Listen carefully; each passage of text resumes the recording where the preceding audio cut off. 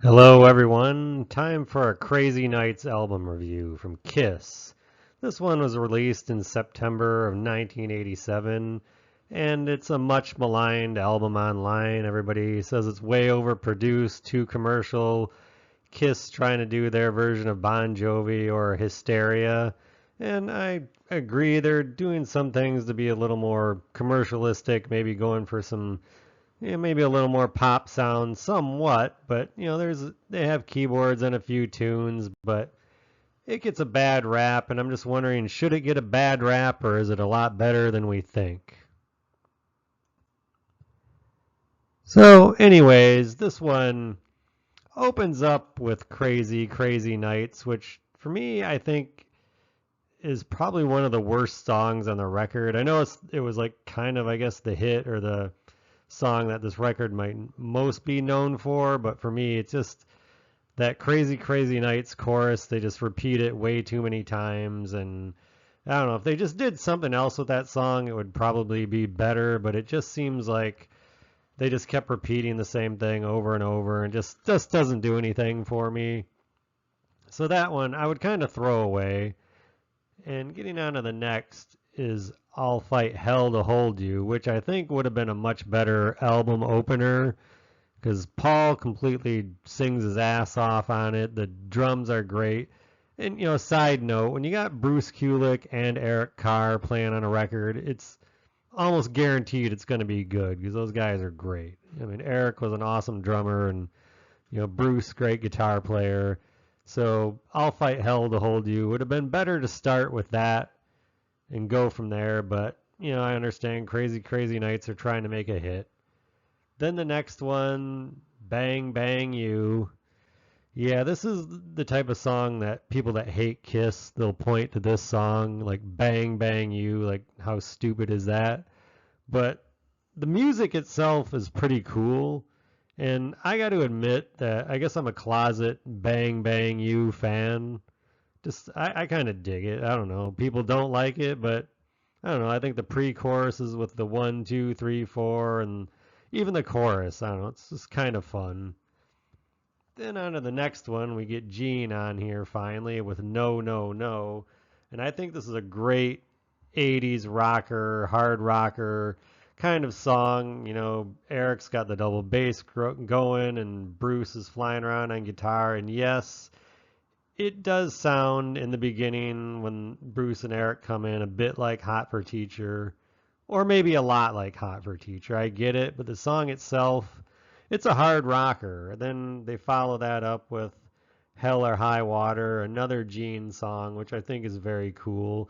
And on this record, I know it's been said, Gene kind of checked out in the 80s. He wanted to do movies and other things, but on this one, I really think like Gene kind of outshines Paul a bit on this one. Like his songs seem to be more rockers, just straightforward. He's going to write rock tunes. And it seemed like Gene might have hit his 80s stride on this one. Where if you go back to, what was before this, Asylum, and they were really glammed out, and just Gene looked really out of place there. And here, if you could see like the album cover and everything, they're toned down a little bit from that Asylum glammed out. They're more kind of just wearing the leather jackets, and their hair is still pretty big and everything, but it's definitely a lot.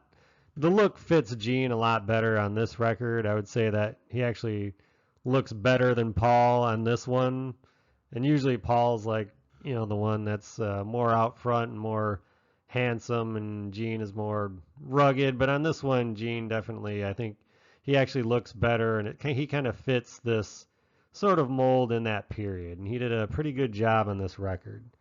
Then we get My Way, which another one, another Paul song. I think Paul was trying to write a lot of hits on here to get something on the record, like maybe like Bon Jovi. But this song kind of sounds, it sounds like the sort of song a soft rock band would do to try to sound like a hard rock band. Like it doesn't sound like something a hard rock band should do at all, but it's there, it's on the record. What are you gonna do? But I understand Paul's trying to write some hits. They want to keep up with, Def Leppard and Bon Jovi and everybody else of that ilk that's going on at this time. So I sort of get it, but that one, it's a little annoying, not a great song. Then there's also the other side, and another one, When Your Walls Come Down. It's another kind of generic hit type wannabe kind of song is the only way I could kind of describe it. It's another, to me, with Crazy Crazy Nights and When Your Walls Come Down, couple I would have replaced with maybe something else, or let Bruce and Eric do like a musical number. That's a joke, anyway, that would never happen. But anyways, that one's not really all that great. And Reason to Live is a ballad, kind of like a mid-tempo ballad. This one they had a video for. It was pretty big on MTV back in this time period. And I think Reason to Live is a really great song. It's got some cool drums, Paul sings it very well. It's a ballad, but it's not that slow, lingering ballad. It kind of moves pretty mid-tempo. I think it's a good song. One of the better, slower type songs of the 80s. Then we go to another cool song by Gene, Good Girl Gone Bad. And once again, I repeat myself, but I think Gene was really rocking out on this record. His songs sound like something maybe late 70s, early 80s. I know they've got this gloss production on them, but it seems like he's kind of underrated here on this record. And Turn on the Night, I think besides I'm Gonna Fight Hell to Hold You, this is another one of my favorite Paul songs on this record. It's got the keyboards, kind of a catchy chorus, but it's one of those that probably could have been a pretty big hit. I know like Kiss, they were not as big as some of the other bands at this point in time in their career, and there were younger bands around that were getting more airplay and everything. But Turn on the Night's a pretty good song. It's really really catchy. It moves at a fast pace. Pretty cool. And Thief in the Night, it's another Gene song, and it's this one kind of seems like if the production was a little bit different, it'd be one of those songs that would be on Creatures of the Night. It just kind of has that feel to it, and Gene's singing it that way, but once again, we got kind of this pretty production that kind of takes away from it. But the song itself, I definitely like it. I think it's pretty cool.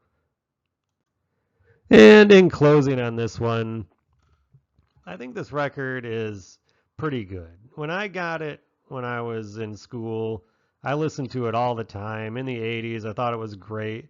And listening to it now, I can really see how this is sort of like a Gene record. It's like the songs played on the radio and everything were Paul's, but I don't think they're as good as Gene's. I think Gene was just doing rock tunes. He wasn't necessarily trying to write hits or anything, where I think Paul was wanted songs on there that were going to be hits and be played a lot on MTV and the radio.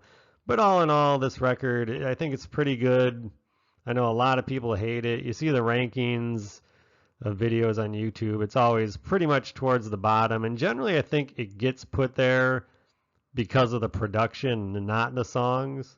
Because if you take away, I mean, this production it's pretty typical of the 80s. If I was alive back then, and I know some of you, maybe you were too, or some of you maybe were born later on, but that's just the way things were recorded and they sounded then. Even bands that were heavier had that kind of glossed over sound to them. So anyways, I would take a listen to this if you haven't in a while, and let me know what you think. It's pretty cool.